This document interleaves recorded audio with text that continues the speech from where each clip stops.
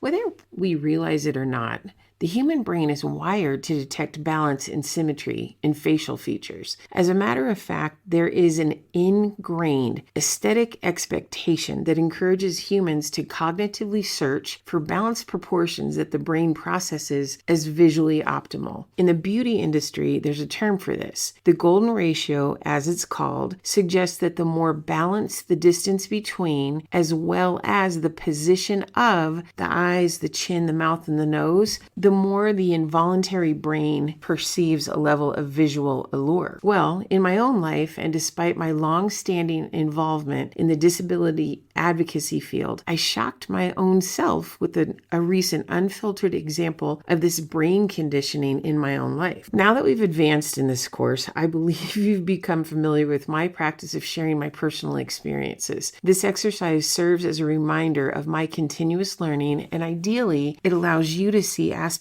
of yourself in my stories to possibly advance in your experiences as well. You also probably realize by now too that I am not always smooth. So here goes. I was alone spending some downtime on social media, Instagram specifically. I was really only paying partial attention, not really thinking about much, when all of a sudden a little girl's face appeared on an Instagram post as I scrolled. The first thing I want to do is describe her face. And there's one word that I'm going to use that might stand out to you. I'm using this word because I cannot find a proper replacement for that word. So the little girl looked to be about 8 years old. She had braids. What stood out for me though was both of her eyes and her ears. What I noticed before anything else is that her eyes stuck out a great deal. And here's the word, they bulged. I also noticed that her ears were lower on her head than what I was used to seeing in other people. What I want to point out though most is my own reaction. Remember, I'm here to be completely honest, and I want to get to the core of some common experiences so that we can evolve together. In short, if I'm honest, I winced. I looked at the little girl and then I looked away pretty quickly. I am sorry about that. In fact, I was annoyed with myself at the time. But here's the thing. I want to go back to what I was saying about the unconscious human brain and primal visual instincts. I was reacting to the difference between what my brain expected to see and what I saw instead. All right, so here's the good news. After a bit of annoyance at myself and some I should have known betters, and also feeling really sorry about my honest reaction, I stopped and I decided to switch directions. I decided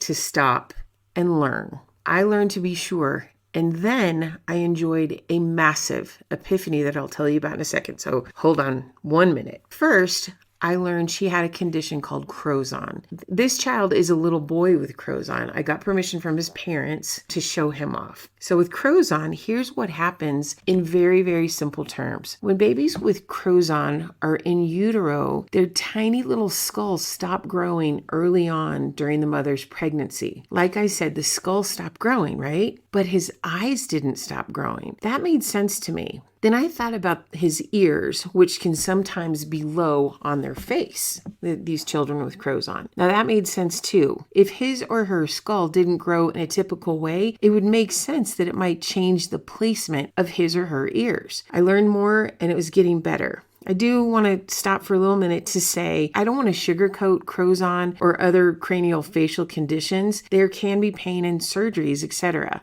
But I also learned that people with Crozon have typical life expectancies and typical average intelligence. Now I was getting somewhere, and here was the epiphany. What I learned about Crozon and other craniofacial disabilities and other disabilities in general is that the more I learned about the condition, the better I felt. The more I learned, the more familiar I got, the better I felt. Now, I can look at a picture of a child with Crozon, or another one's called Treacher Collins. I can look without looking away. I understand why this child's eyes bulge, and I think he is absolutely darling. Plus, I don't worry as much for them, and I don't fret. I don't feel sorry for them. I don't feel sad for them. It helped me, this knowledge, and I hope it helps you to look and learn and look again.